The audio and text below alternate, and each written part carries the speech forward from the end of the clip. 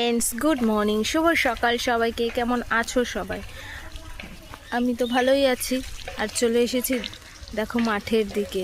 কলের জল চলে এসেছে, তাই মা জল নেওয়ার জন্য ব্যস্ত হয়ে পড়েছে। কোথা দিয়ে কি জল নেবে না নেবে, কোথা দিয়ে না, মানে আমাদের কল আছে, জেঠিদেরও কল আছে। তো জেঠিদের কলের জল ফালতু পড়ে যাচ্ছে। জেঠিদের কলটা আগে হয় আর আমাদের কলটা পেছনে। তো তাই এখান থেকেই এক দু বালতি নয়, এক বালতি জল নিয়ে গেল রান্নার জলটা। আজকের জলটা বেশ পরিষ্কার দিয়েছে। টাইম কল এখানে অতটা টাইম মতো জল দেয় না, তাও এখন কয়েকদিন ধরে দেখছি যে রোজই জল দিচ্ছে। ওই যে দেখো কাজকর্ম, কাপড় তুলে নিয়ে কাজ করছে। ওই তো তারপরে ওই যে জেঠির বালতিতে জল পড়ে যাচ্ছে। আজকে আমার কাছাকাছি সেরকম কিছু নেই, আমি তো এসেছি বেড়াতে। তো আমি মাসির বাড়ি থেকে এসেছিলাম, সেই জন্য কয়েকটা কাছাকাছি আগের দিন ছিল। নিজের বাড়িতে বেড়াতে এসেছি, আর কি বলবো। তো এখন ব্রাশ টাশ করে জল খেয়ে এদিকে আসলাম। এখন বাজে হচ্ছে 9:42। একটা বিস্কিট খাবো, তারপর কাল তো গাজরের পরোটা বানাবো বলে ময়দাটা মেখে রেখেছিলাম। রাত্রে আর কিছুই, পাস্তা বানাবো বলে পাস্তা আনলো, মানে পাস্তা খাওয়া হবে বলে পাস্তা আনলো, কিন্তু আর খিদে পাইনি বলে কিছুই খাওয়াটা হয়নি। মানে ভাত খেয়েছিলাম অল্প কয়েকটা। তো সেইভাবেই চলে গেল। আর আমি দেখো এইভাবে হাঁটাহাঁটি করছি আর তোমাদের সাথে কথা বলছি। এই যে দেখো জল কি আবার চলে যাচ্ছে না কমিয়ে দিয়ে গেল মনে হয়। জল তো পড়ছিল ভালোই। এর কলটা দেখো পেছন দিকে সিঁড়ি আমাদের, না জল ভালোই পড়ছে।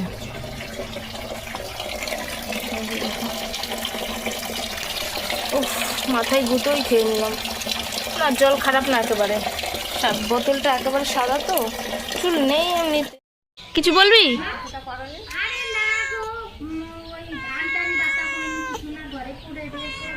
এই বিড়ালটা, এই পুষিটা সবসময় ওই বাড়িতে থাকে আর শুধু ম্যাও ম্যাও করে ডাকতেই থাকে। খুব বোঝে, একবার যদি আয় বলে ডাকা হয় সোজা সাপটা চলে আসবে।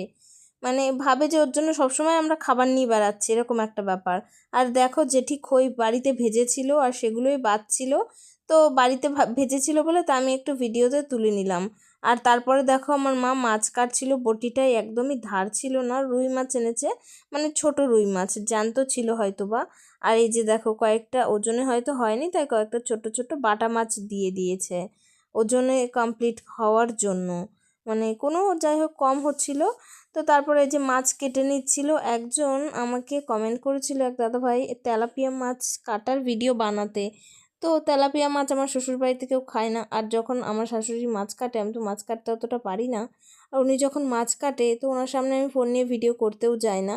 আর এই বাড়িতে যখন আসা হয়, আমি তো তেলাপিয়া মাছ খাই না, তাই আমার বাবা আনেও না আমি যে কদিন থাকি ওখানে। তো সেই কারণে তেলাপিয়া মাছ কাটার ভিডিও আর করা হয়নি। কিন্তু এই যে দেখো রুই মাছ কাটার ভিডিও করে নিচ্ছি। আমি মাছ কাটতে পারি না ঠিকঠাকভাবে, কোনো রকম চেষ্টা করলে হয়তো 2-1টা মাছ কাটতে পারি। তো চেষ্টা করেছিলাম, সেই ভিডিও তোমাদের সাথে শেয়ার করেছি অনেক আগে। আর এখানে চেষ্টা করলেও আমাকে ভিডিও করে দেওয়ার মতোও কেউ নেই।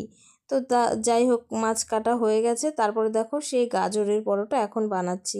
ফোনের মধ্যে না একদমই হলুদ কালারটা বোঝা যাচ্ছিল না, বেলার পরে এই যে দেখো গোল পাকানো আছে, এখানে তাও কিছুটা বোঝা যাচ্ছে।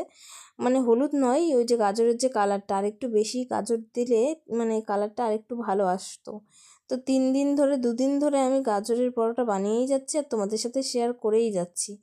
তারপরে দেখো আমার বাবাও ওখানে দাঁড়িয়ে আছে। বাবা মানে মজা করছিল যে হাত ঘুরিয়ে ঘুরিয়ে বেলো, দেখবে গোল হবে। তো এই নিয়ে আমরা হাসাহাসি করছিলাম। তারপরে দেখো ভাজা হয়ে গেছে, একটু কালার হয়েছে। আর খেতে কিন্তু ভালোই হয়েছিল। যে কোনো একটা ঝাল ঝাল তরকারির সাথে একটু মিষ্টি মিষ্টি পরোটা খুবই টেস্টি, সুস্বাদু। দেখো কালকে বিকেলবেলায় পারলো, সেগুলো এখন কেটেছে।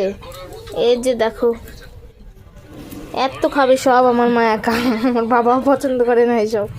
কেটে ফ্রিজে রেখে দেবো, তাই কি আছে? কেটে ফ্রিজে রেখে দিলি 15 দিন ধরে থাকবে, কিচ্ছু হবে না। আমার মা একাই সব খেয়ে নেবে। এগুলো কিনতে গেলে দাম আছে, কিন্তু আমাদের বেচার লোক নেই। কে খাবে? বাড়ির মধ্যে আমরাই খাবো। আমিও খাই না এইসব। খাবা কেন? আর এই যে দেখো এগুলো বাজারে বিক্রি হয়, দেখি সবই বিক্রি হয়। মানে আমি তো বাজারে যাই না, আস্তে আস্তে দেখা হয়।